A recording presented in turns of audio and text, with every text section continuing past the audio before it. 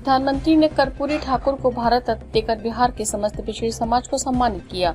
झंझारपुर लोकसभा क्षेत्र से एनडीए प्रत्याशी के समर्थन में चुनावी सभा में विपक्षी दलों पर जमकर बरसे गृह मंत्री अमित शाह। गृह मंत्री अमित शाह ने कहा कि नरेंद्र मोदी तीसरी बार पीएम बने तो जातिवाद की राजनीति खत्म और योग्यता के आधार पर राजनीति की शुरुआत। अगर इंडिया अलायंस की सरकार आई तो इन्होंने कहा कि हम प्रधानमंत्री पर बांट देंगे। एक साल शरद पवार बनेंगे, एक साल लालू बनेंगे, एक साल ममता बनेंगे और कुछ बचा तो राहुल बाबा बनेंगे। देश इस तरह चल सकता है क्या?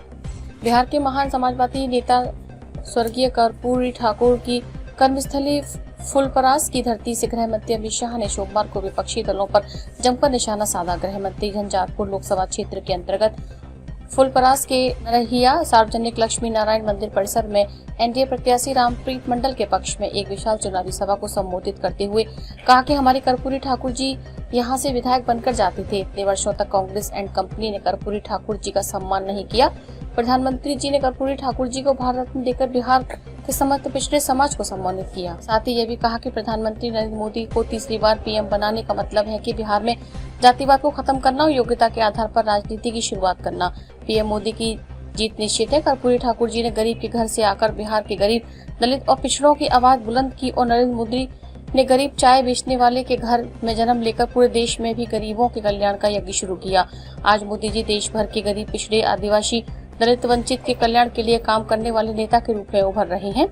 प्रमुख विपक्षी दल कांग्रेस पर निशाना साधते हुए कहा कि कांग्रेस के राष्ट्रीय अध्यक्ष खड़गे जी कहते हैं कि राजस्थान और बिहार का कश्मीर से क्या लेना देना है और खड़गे साहब कश्मीर के लिए बिहार का बच्चा बच्चा अपनी जान देने के लिए तैयार है। मोदी जी का नेतृत्व ही देश को कोरोना से बचा सकता है, आतंकवाद से बचा सकता है और कश्मीर में शासन और सुशासन स्थापित कर सकता है। कांग्रेस पिछड़ा वर्ग विरोधी पार्टी है और लालू जी भी अपने बेटे को मुख्यमंत्री बनाने के लिए पिछड़ा वर्ग विरोधी कांग्रेस पार्टी की गोद में बैठा है। आरक्षण और राम मंदिर के साथ साथ राजनीतिक तुष्टीकरण पर कांग्रेस को घेरते हुए कहा कि अभी तो मंडल कमीशन के कारण आरक्षण मिला, 1957 में मिल जाता, लेकिन कांग्रेस ने काका काल लेकर रिपोर्ट को रोक कर रखा और मंडल कमीशन का विरोध किया।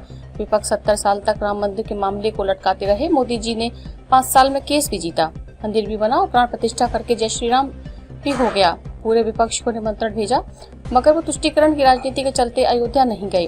देश भर की माताएं बहनें इंडिया अलायंस से नाराज हुए। 130 करोड़ टीके लगवाकर भारत को सुरक्षित बनाने का काम किया। वहीं राहुल मजाक बनाते थे, कहते थे कि ये मोदी जी का टीका है। एक दिन अंधेरे में वो भी टीका लगवाकर आ गई।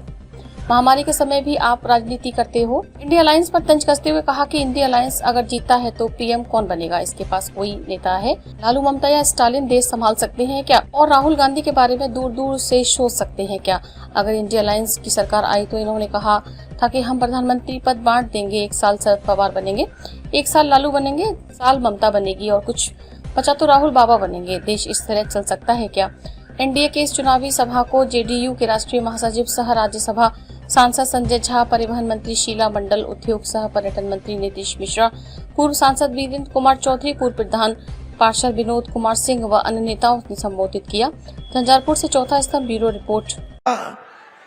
झंझारपुर वालों, अगर भगवान न करे इनमें से इंडिया अलायंस की सरकार आई तो इन्होंने कहा था एक एक साल हम प्रधानमंत्री पद बांट लेंगे।